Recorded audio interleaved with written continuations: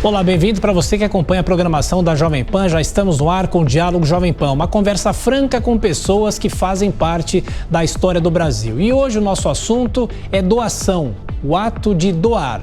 Será que a pandemia deixou os brasileiros mais solidários? Não necessariamente. A desconfiança em relação a ONGs, por exemplo, é o entrave às doações do país. Por outro lado, as empresas percebem a necessidade de cada vez mais incentivar o trabalho voluntário. O Instituto, aqui no país, é praticamente o único a contabilizar a solidariedade do brasileiro. A nossa convidada é a Paula Fabiani, a CEO do IDES, o Instituto para o Desenvolvimento do Investimento Social, para falar mais sobre as pessoas que fazem doações. Tudo bem, Paula? Muito obrigado por estar aqui conosco na Jovem Pan e agora, você que sempre falou com a gente aqui na rádio, agora na TV Jovem Pan News. Bem-vinda. Muito obrigada. Eu que fico muito feliz de falar sobre esse assunto que é tão importante para o desenvolvimento do nosso país e para a cultura de solidariedade. Bom, é verdade. Inclusive, o IDES é, acho que, o único instituto aqui do Brasil que consegue fazer uma avaliação sobre esse ato das pessoas de doarem, de fazerem a doação. E não estamos falando apenas de doação de empresas, que é muito em voga, mas assim as doações particulares das pessoas, né? O IDES faz um levantamento a cada 5 anos, fez um em 2015, fez um outro agora em 2020, já pegando talvez os efeitos da pandemia. Não necessariamente, Paula, a pandemia aumentou esse ato de doar das pessoas?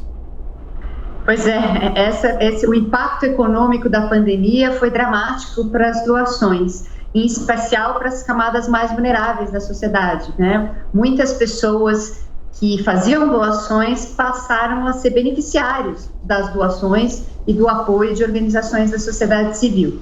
Essa é uma pesquisa que a gente fez, em 2021, mapeando os dados de 2020. Como você mencionou, Tiago, a gente fez 5 anos atrás, refletindo o ano de 2015. E a ideia dessa pesquisa é entender os hábitos e as atitudes do brasileiro com relação à doação.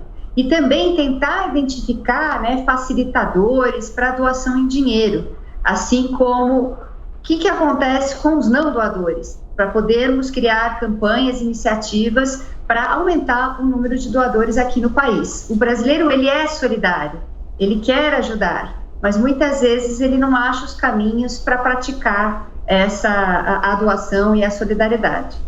As pessoas muitas vezes não acham, Paula, o caminho, e muita gente desconfia de entidades, a gente muitas vezes não vê o caminho. Se você faz uma doação financeira, por exemplo, muitas vezes a gente não vê a consequência disso no final. Como é possível provocar essa mudança de cultura e para a gente não desconfiar tanto dessas empresas que recolhem esses recursos, essas ONGs também? Então, a gente tem algumas boas notícias, Eu acabei não dando o número, Você já deu aí a dica de que a doação caiu, mas deixa eu passar alguns números e aí a gente fala um pouco sobre essa questão da confiança, que a boa notícia que a pesquisa trouxe é que aumentou. O brasileiro hoje confia mais nas organizações da sociedade civil do que no passado. E acho que isso é reflexo do fato de que as organizações foram as primeiras a reagir na pandemia, com as suas campanhas, com as suas iniciativas, e rapidamente deram uma resposta ao desafio da pandemia, enquanto que o governo e mesmo as empresas demoraram um pouco a reagir. Mas falando um pouco dos números, em 2015 a gente tinha 77% da população brasileira fazendo alguma prática de doação, esse número caiu para 66%, e quando a gente fala de doação em dinheiro para uma organização da sociedade civil, para uma ONG, o número era 46% da população em 2015 e caiu para 37%. Mas endereçando o ponto da questão da confiança, o que a gente vê é um aumento da confiança do brasileiro nas organizações, enquanto que no passado a gente tinha um percentual menor de pessoas que realmente confiava, esse número era 74%, em 2020 esse número subiu para 93% dos doadores que confiam nas entidades, nas instituições para quem doa. É um número muito expressivo e eu acho que mostra realmente a percepção da sociedade brasileira em relação ao trabalho das organizações, das ONGs, o que é muito positivo, né? Porque a confiança é a base de qualquer relacionamento. Claro. Ô, Paulo, o que o IDES pôde constatar comparando essas duas pesquisas, a de 2015 e agora de 2020? O que as pessoas mais doam e para quem que essas pessoas mais doam principalmente? São crianças, são instituições para idosos? Qual que é o perfil? Então, essa foi algo que mudou, né, com a pandemia, e acho que realmente a gente tinha uma ideia de que isso poderia acontecer. As organizações da sociedade civil continuam sendo o maior destino das doações em dinheiro, mas o que a gente teve de aumento foi em relação a campanhas, né? Enquanto lá em 2015, 1% dos doadores direcionavam seus recursos para campanhas, esse número foi para 8%. Assim como o grupo de pessoas que se mobilizam para ajudar. Esse número era 2% em 2015, foi para 8% também. Então, a gente teve um crescimento muito significativo de campanhas e de coletivos que se mobilizaram na pandemia para poder apoiar pessoas ou apoiar causas ligadas às questões, aos desafios dessa tragédia, né?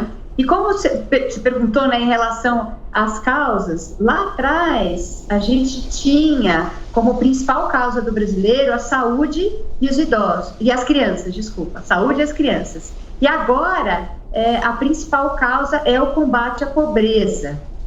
Né? Eu acho que o reflexo da pandemia na renda das pessoas, ele levou a sociedade a entender que esse era o principal tema. E na sequência, aí a gente tem saúde e crianças, como eram nos anos anteriores. Ô Paulo, acho que é interessante, muita gente tem dúvidas em relação a como fazer a doação e esse momento de pandemia, as pessoas tiveram um encolhimento da renda, temos a inflação, muitas dificuldades, tem pessoas que não têm nada. E como que essas pessoas que também não têm nada, ou têm menos recursos, podem fazer para ajudar os outros? Porque muita gente acha que são só os ricos que doam, são só as pessoas que têm mais poder financeiro, aquisitivo, mas não é verdade isso não é? Não, inclusive, né, o grupo mais representativo em termos de número de pessoas são aqueles que têm menos renda aqui no Brasil, até porque a gente tem um país muito desigual e a gente tem uma renda muito desigual. Então, é importantíssima a prática da doação de qualquer nível de renda, né? Qualquer um pode ajudar, independente da sua renda. Existem vários caminhos, né? O que a gente indica realmente é primeiro refletir aquilo que você quer mudar na sociedade, o que é importante, qual a sua causa. Inclusive a gente lançou uma campanha chamada Descubra Sua Causa, que é um teste para as pessoas identificarem aquilo que é importante para elas, né? O descubrasuacausa.net.br. Convido a todos a fazerem o teste, né? São 9 perguntinhas, muito fácil para você identificar aquilo que te preocupa e que você quer transformar na nossa sociedade. Uma vez identificada a causa, buscar uma organização, seja no seu bairro, perto de você, ou mesmo algumas daquelas que já são muito conhecidas, para endereçar a sua doação. Buscar informações, né, sobre a organização, quem são, qual que é o grupo que está por trás dessa organização, para onde está indo o recurso, e fazer a sua doação e criar um relacionamento, né, porque é assim que a gente realmente acaba acompanhando. E o que a gente percebe na prática da doação é que é um vírus positivo, porque ele, uma vez que você começa a doar, ele faz bem para o indivíduo, né? Existem até estudos que mostram que doar faz bem para a saúde, que as pessoas que doam vivem mais, que elas têm, né, mais satisfação com a vida e que, portanto, né, tem esse retorno. E que esse vírus, ele vem e fica, né? A pessoa que pratica a doação, pratica a solidariedade, ele tem um retorno tão positivo para si que ela continua fazendo essa prática. Mas é importante se envolver, é importante conhecer. Muitas vezes acontecem pessoas que têm uma percepção, nossa, não, mas aquela organização fez algo errado, ou não, né? O dinheiro não foi exatamente para aquilo que eu queria, mas não necessariamente ela acompanha a ação dessa organização. E uma outra dica começa com trabalho voluntário, né? Tem até uma plataforma que chama tatos.com.br, onde você pode encontrar várias opções de voluntariado possíveis. Então começa com trabalho voluntário, vai conhecer a organização e depois começa a doar recursos financeiros. Ô, Paula, você falou sobre o voluntariado, né? Eu lembro que há exatamente 20 anos, em 2001, que foi o Ano Internacional do Voluntariado. Eu lembro aqui mesmo na Jovem Pan e em outras emissoras, a gente tinha spots falando sobre o voluntariado, faça parte, faça a sua parte, dê a melhor parte de você. Em 20 anos, o que houve de evolução em relação às pessoas que querem doar o tempo, não o dinheiro, não recursos, mas doar o tempo para praticar o bem para outras pessoas? O voluntariado caiu durante a pandemia naturalmente, né? Porque não era possível fazer coisas presenciais, né? Então a gente teve um impacto negativo. Mas é um número que vinha crescendo nos últimos anos. 2015 foi um ano bem especial nos números do voluntariado. O Brasil, ele fica ali entre 15% e 20% de pessoas que praticam o voluntariado. O que a gente tem visto é que um grande promotor da prática do voluntariado podem ser as empresas, com ações, né, de engajamento dos seus colaboradores, do seu funcionário, permitindo que ele use tempo de trabalho para a prática do voluntariado. Tem inclusive lá fora, né, no exterior, o movimento do 1%, onde é um movimento que encoraja as empresas a doarem 1% do seu lucro, 1% dos seus produtos e serviços e 1% do tempo dos seus funcionários, para que eles possam fazer o voluntariado no horário de trabalho. Então, acho que provocar também no seu ambiente de trabalho, né, perguntar, às vezes a empresa já tem um programa de voluntariado bem estruturado, é um bom caminho para se começar. E eu acredito que é fundamental a participação das empresas, tanto na promoção da prática do voluntariado, quanto na doação. O que a gente viu durante a pandemia foi incrível. Ao mesmo tempo que a gente teve uma queda da doação de indivíduos, a doação de empresas mais do que dobrou aqui no Brasil. Então a gente vê que existe um potencial, existe um capital importante junto às empresas que pode ser direcionado para projetos e iniciativas socioambientais, mas a gente precisa que a sociedade também cobre, né? Que os consumidores valorizem as empresas que têm esse tipo de ação, os colaboradores também cobrem dentro do ambiente de trabalho essa prática, assim como a própria cadeia, né, de produção, com os fornecedores e com outras partes interessadas da empresa que podem estar fazendo esse questionamento, né? Quais são as práticas de doação e como que a gente faz algo junto, né? Porque os problemas socioambientais são tão grandes e com a pandemia a gente teve um agravamento de uma série de problemas e o único caminho é se a gente juntar esforços, né? Tanto do terceiro setor, que são as ONGs, como da iniciativa privada, que são as empresas, e também trabalhando junto com o governo em algumas questões de causas públicas.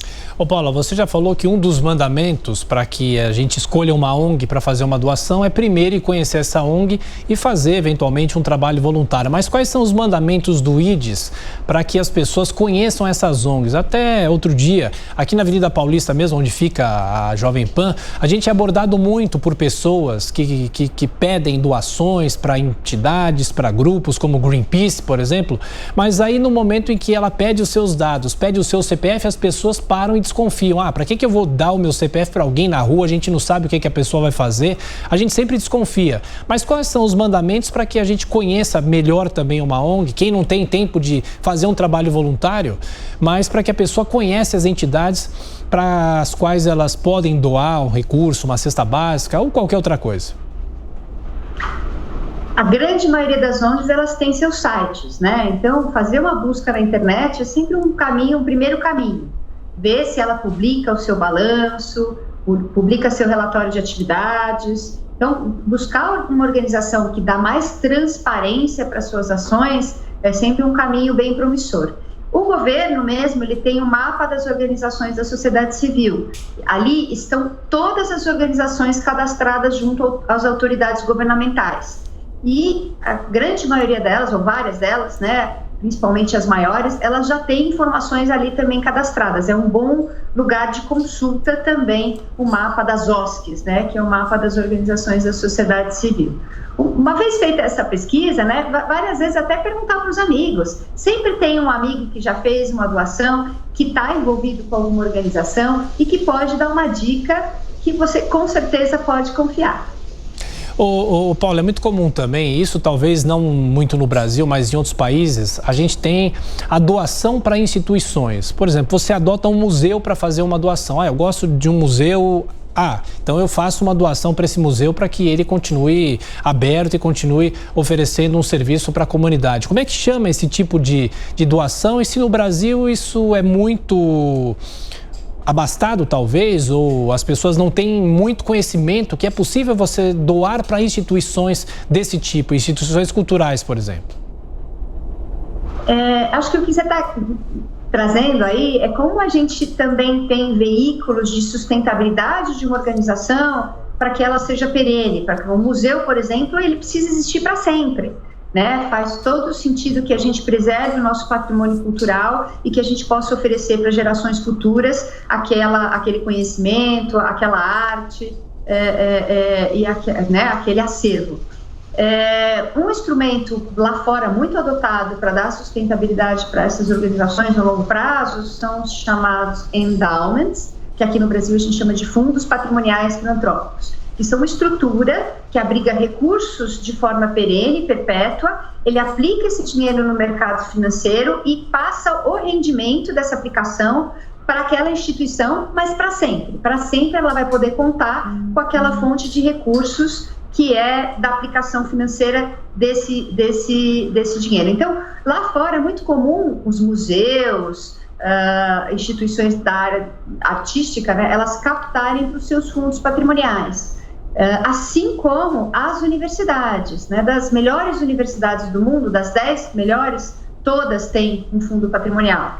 Um dos mais conhecidos é o Fundo Patrimonial de Harvard, que tem 40 bilhões de dólares, imagina isso, é muito dinheiro, e a universidade sustenta 1/3 das suas atividades com os recursos que vêm do Fundo Patrimonial. E com isso, o que ela pode fazer? Ela consegue investir num novo prédio, numa nova área de pesquisa, que é uma área do futuro e que provavelmente eles só vão ter retorno sobre aquele investimento dali a 5, 10 anos, mas ela tem condições de olhar para frente, de buscar excelência, de remunerar melhor seus professores e de investir em tecnologia de ponta, assim como as próprias instituições culturais também. Quando elas têm esse fundo, elas conseguem realmente planejar suas ações mais no longo prazo e investir em excelência nas suas atividades. Então é muito interessante. No Brasil ainda não é muito conhecido, mas a gente teve uma legislação que passou em 2019, foi a primeira legislação assinada pelo atual presidente e que permite que as organizações criem os seus fundos patrimoniais. Essa legislação beneficia principalmente as instituições públicas, que não tinham como contar com esse instrumento de sustentabilidade antes dessa lei 13.800. E aí o que a gente está vendo é um aumento, né, no número de fundos sendo criados e essas organizações captando recursos com ex-alunos, no caso de universidades, com frequentadores dos museus ou os famosos patronos, né? Tem muita gente que tem um carinho e tem uma relação afetiva com aquele museu ou com aquele acervo e, portanto, sente, né, uma motivação muito grande de deixar um recurso financeiro para que aquela organização exista de forma sustentável no longo prazo. Ô Paulo, eu queria pegar um fato específico para a gente ampliar aqui a nossa discussão. No começo de 2021, quando nós tivemos aquele caos em Manaus com a falta de oxigênio, mesmo que eu acabei fazendo uma doação, uma ONG, encontrei uma ONG lá, fiz uma doação para ajudar aquelas pessoas e aquele momento que a cidade estava enfrentando e o estado também do Amazonas. E o brasileiro tem muito disso, né? De se mobilizar em épocas de tragédias, em épocas de enchente, de chuva, famílias desabrigadas. O que é possível fazer para que isso vá além? Quando uma pessoa se dispõe a doar num momento como esse, para que ela crie o hábito também de doar não só nesses episódios trágicos?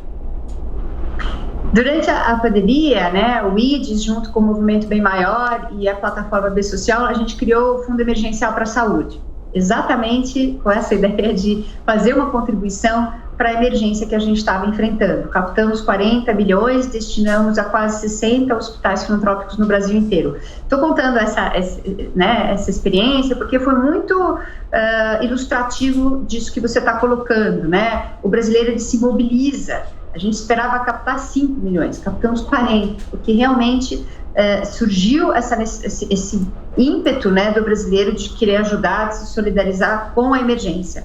É um grande desafio. Como é que a gente transforma esse movimento, né, que acontece num momento emergencial, em algo recorrente? Porque o grande desafio das organizações é ter o doador recorrente, porque ela precisa de recursos de forma recorrente para sobreviver e para estar sempre ali prestando um apoio, um serviço e uma assistência aos seus beneficiários.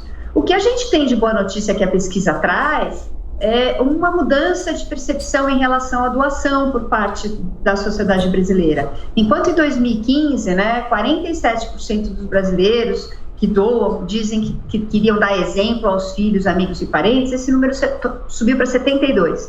Então o brasileiro já começa a pensar, poxa, isso é algo que eu preciso passar para outros, que eu preciso deixar para os meus filhos, para as novas gerações, e também influenciar quem está no meu entorno. Entretanto, a gente ainda tem o desafio de não falar sobre a doação, né? Existe aí a grande maioria da população ainda prefere não falar sobre que doa, né? Esse número está ali em torno de 73%, mas a notícia boa é que era 85%, então ele vem caindo, mas ainda é um percentual muito alto. Então, como sociedade, a gente precisa falar mais sobre doação. Tem o Movimento por uma Cultura de Doação, que faz um trabalho para promover essa temática. A gente tem também o Dia de Doar, que aconteceu agora no 30 de novembro, que é uma contraposição à Black Friday, né? Então, depois da Black Friday, que tal você fazer a sua doação? Sempre na terça-feira seguinte a Black Friday, e é um movimento mundial para promover a prática da doação, mas acho que isso precisa também acontecer ao longo do ano. E eu acredito muito que a chave para a mudança do comportamento passa pela mudança de comportamento das empresas brasileiras, que precisam começar a se engajar e engajar também os seus funcionários, os seus colaboradores na prática da doação, porque, afinal de contas, ela tem uma série de benefícios em fazer isso, né? A gente viu em pesquisas anteriores, por exemplo, que uma pesquisa do Datafolha, que mostrou que a maioria dos brasileiros, 96% dos brasileiros, gostaria de fazer alguma atividade. Porém, apenas 27% se engajam em alguma atividade. E uma outra pesquisa que a gente publicou, que é o Brasil Giving Report de 2019, que mostrou que 71% dos brasileiros afirmam que estariam mais inclinados a comprar um produto ou serviço de uma empresa que doa a causas sociais. Ou seja, a empresa, se ela engajar, né, os seus colaboradores e ela fizer a prática da doação, ela vai ter um benefício não só perante a percepção dos seus consumidores, mas também de melhoria do clima interno, de maior engajamento dos seus colaboradores, porque as pessoas têm mais propósito e sentem que têm mais orgulho de trabalhar naquela organização que presta um serviço à sociedade, e também o fato de que ela passa a ter uma estratégia de investimento social corporativo que se torna uma das estratégias de impacto positivo na sociedade. A gente está hoje vendo toda a discussão na agenda ESG ou ASG, que é Ambiental, Social e de Governança, que é uma cobrança da sociedade, dos investidores, né? Muitos investidores hoje têm isso como critério para a escolha de empresas para investir. Então, existe também essa cobrança, né, por parte da sociedade na ação das empresas. E como as empresas são grandes empregadores, elas podem fazer a diferença e podem também ser esse caminho, né, esse propulsor da mudança de comportamento na sociedade brasileira em relação à doação e à prática da solidariedade. E Paula, você fala sobre as empresas, o IDES defende que empresas que ajudem ou que façam doações tenham algum tipo de benefício fiscal, benefício de redução tributária, por exemplo, ou não necessariamente? Isso não pode ser o impulso principal para que elas façam a doação e só doem por causa disso? As empresas já têm um bom incentivo tributário, tá? Toda empresa o que a gente precisa ampliar é para que tipos de empresa. Hoje, todos os nossos incentivos fiscais, eles são focados nas empresas que fazem a declaração do imposto de renda pelo lucro real. ou seja, só as grandíssimas empresas, elas têm um incentivo, elas podem doar até 2% do seu lucro operacional e abater isso da base de imposto de renda, ou seja, elas têm uma redução tributária a partir da prática da doação. O que a gente precisa realmente lutar é que esse incentivo ele seja estendido para as outras empresas também, para que a gente tenha também engajamento na prática da doação corporativa de médias empresas e mesmo as pequenas, porque o que a gente viu na pandemia foi empresas minúsculas, pequenininhas, fazendo as suas campanhas e direcionando recurso excedente para ajudar, né, ao enfrentamento dessa emergência. Então, é possível. E ter os incentivos fiscais é provado, né, por estudos econométricos, de que aumenta a propensão à doação de uma sociedade quando você tem incentivos fiscais mais generosos. Então, acho que no Brasil a gente precisaria ampliar esses incentivos tanto para as médias quanto para as pequenas empresas e melhorar os incentivos para o indivíduo, porque a gente tinha a possibilidade de abater do imposto de renda até a década de 80 e hoje não é mais possível. Apesar dos nossos incentivos fiscais, das leis de incentivo, né, da Lei Rouanet, Lei dos Esportes, ser muito generosa, porque você não doa, você direciona o imposto. Porém, extremamente burocráticas e difíceis de utilizar, o que acaba levando a um percentual, porque também o mesmo problema é só quem declara, faz a declaração completa do imposto de renda que pode usar as leis de incentivo. Aí a gente já está falando de um percentual bem menor da população e o que a gente vê é que só 8% daqueles que fazem a declaração que usam, que é muito pouco, né? Então a gente tem bons incentivos, mas faltam campanhas e faltam... o próprio poder público deveria se engajar em campanhas, fazer mais, divulgar mais essas possibilidades para que o brasileiro também use essas leis. E a gente defende, sim, a ampliação dos incentivos para a pessoa física. Isso é algo que é importante e, como a gente vê em outros países, ele é um propulsor da cultura de doação. Perfeito. Paula, e já te agradecendo pela atenção, pela gentileza, pela participação aqui na Jovem Pan, nesses agradecimentos, queria que você deixasse o site do IDS para quem quiser conhecer mais, não só o trabalho do IDS, mas também quem tiver dúvidas para fazer doações. Muito obrigado, viu, mais uma vez. Eu que agradeço, e o site do IDS é www.ids.org.br e lá vocês podem também encontrar o site para Pesquisa Doação Brasil, que tem todas essas informações, né, além da que eu já apresentei aqui. E convido todos a experimentarem a prática de doação, mesmo que sejam R$20. Qualquer recurso ele pode fazer a diferença. Nós somos 200 milhões de brasileiros. Se a gente fizer aí 200 milhões vezes 20, imagina o potencial que a gente tem de transformar a nossa sociedade e contribuir para um país mais justo e solidário. Sem dúvida. Mais uma vez, muito obrigado para você e todo mundo do IDS. Conversamos com a Paula Fabiani, que é CEO do IDS, o Instituto para o Desenvolvimento do Investimento Social. A você que nos acompanha, muito obrigado mais uma vez pela sua audiência e até a próxima.